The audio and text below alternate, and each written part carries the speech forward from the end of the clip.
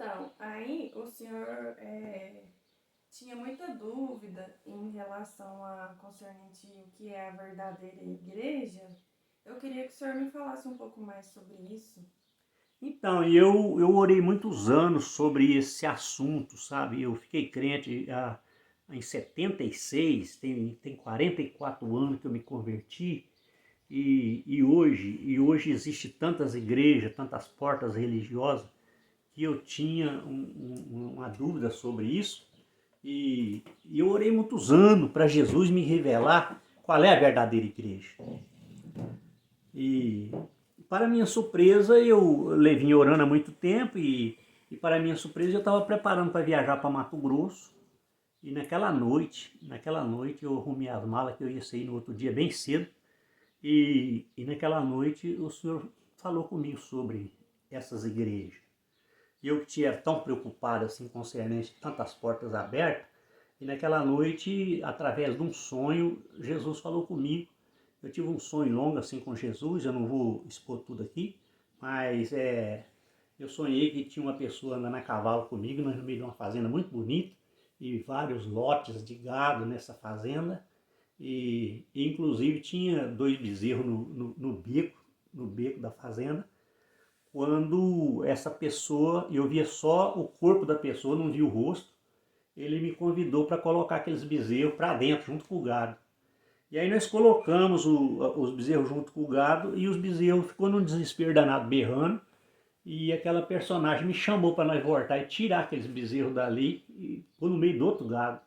Aí nós voltamos, tiramos aquele bezerro, colocou no meio de outro gado. Aí os bezerros acarmou, ficou quietinho. Aí essa personagem me perguntou, falou, você sabe por que aqueles bezerros ficou berrando lá atrás? Eu falei, não. Aí ele falou, é porque eles estavam fora do lugar, eles não estavam junto com as mães deles não estavam naquele lote de gado lá, estavam nesse que nós colocou agora. Eu atribuí isso a essas pessoas que ficam mudando muito de igreja. As pessoas que ficam mudando muito de igreja, eles ficam inquietos, igual aqueles bezerros. Ele não adapta no lugar, porque ele não é dali. Ele não foi chamado ali. E a Bíblia diz que nós precisamos ficar na vocação em que nós somos chamados. É lógico que se acontecer uma coisa extrema, você também pode mudar, mas num caso lógico. Não assim, igual trocar de roupa, trocar de igreja. Isso é antibíblico. A Bíblia condena esse tipo de coisa.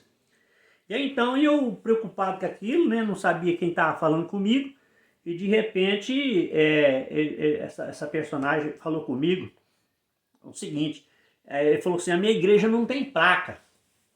Aí então eu percebi que era Jesus que estava falando comigo, porque a igreja é de Jesus. Então aquela personagem falou para mim, a minha igreja não tem placa. E na eternidade vai ser o seguinte, você já leu a passagem da pesca maravilhosa? Eu falei, já li São Mateus, pesca maravilhosa. Ele falou, como é que diz lá? Lá diz que o pescador ele entra no mar, lança a rede e traz para a praia. E uma vez chegando na praia, ele tira os peixes bons, lança no cesto e os ruins ele joga fora. Assim, a personagem falou que assim vai ser no reino do céu. Quer dizer que a igreja de Jesus, eu pude entender que em todas as igrejas vai ter salvação. E vai ter condenação também em todas as igrejas. Não é todo mundo salvo, não é 100% que é salvo. Por isso a Bíblia fala sobre 30%, 60% e 100%. Então não é uma totalidade de 100% que vão ser salvos. Existe o salvo e existe também os condenados. Jesus, por exemplo, chamou 12 homens e um era um demônio, que era a Judas que traiu Jesus. Então aquilo ali é uma experiência muito grande para nós. Tem pessoas que ficam esperando achar uma igreja santa, imaculada para ele servir a Deus, ele não vai encontrar. Porque nos dias de Jesus já era problema na igreja. Já tinha problema. Nos dias de Jesus tinha problema. Imagina hoje nos nossos dias. Jesus falou assim, se porventura quando o Filho do Homem voltar achar a fé na terra, quer dizer, a fé vai ficando pouca, o amor vai diminuindo e a depravação vai entrando na igreja. Então se alguém ficar esperando achar uma igreja santa para poder servir a Deus, ele nunca vai servir a Deus. Servir a Deus é a mesma coisa que você comer carne de peixe. Carne de peixe é muito bom, mas tem espinho na carne de peixe. Você precisa ter muito cuidado. Então na igreja também você tem que ter as suas cautelas. O que você pode fazer, o que você não pode fazer. As pessoas têm que ter uma vida decente. A pessoa que quer ir morar no céu, É lógico que ele tem que mudar de posição. Quando se fala conversão, conversão é você mudar de direção. Eu, por exemplo, quando eu não era crente, eu bebia, eu jogava, eu fumava, eu dançava, eu fazia mil e uma coisa. Depois que eu me converti, eu abandonei essas práticas. Por que que eu abandonei? Eu abandonei pensando em herdar o céu.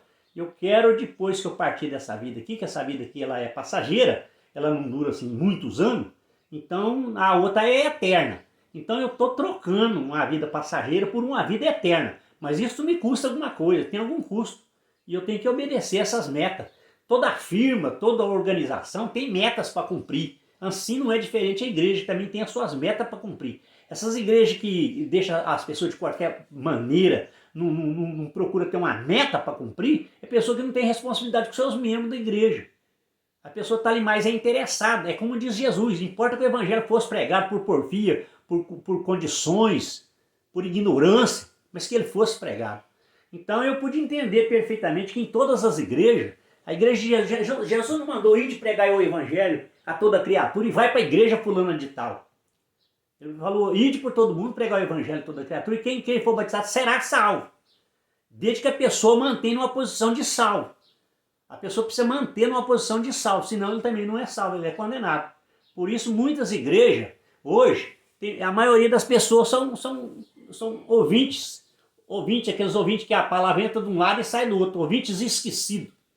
Não tem compromisso com a igreja, não tem compromisso com Jesus. Mas o verdadeiro cristão não. Ele tem a sua igreja, ele tem a sua convicção da salvação, ele também tem compromisso com a sua igreja. Que Deus abençoe a todos e que todos fiquem na paz do Senhor Jesus Cristo, nosso Salvador.